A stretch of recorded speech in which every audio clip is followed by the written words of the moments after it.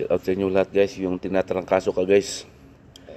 Pero wala kang magawa kundi papasok pa rin sa trabaho. Kasi yan talaga. Ayan oh, naka long sleeve ako kasi nilalagnat pa ako guys. Tapos sabay ubo. Hindi pa natanggal yung, patanggal na yung ubo kaso yung pumalit pumalit na yung guys, yung sipon.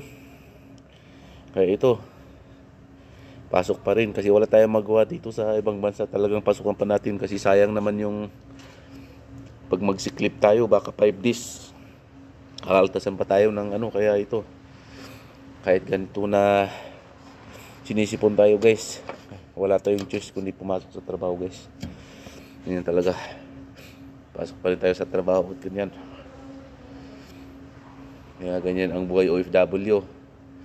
Yung mga anak natin sa Pilipinas, yung mga waldas ng waldas. Yan. Yung ganyan. Akala niyo hindi kami mahirap kaya magkasakit dito pag nag-iisa ka lang. Pag wala ka kasamang Pinoy, nako, mahirap ma-hospital dito at magkasakit sa ibang bansa. Naranasan ko na yun guys nung na-COVID ako. Yan guys. Kahit ganito pa rin, trabaho pa rin tayo guys. Bye bye. Shout out sa inyong lahat.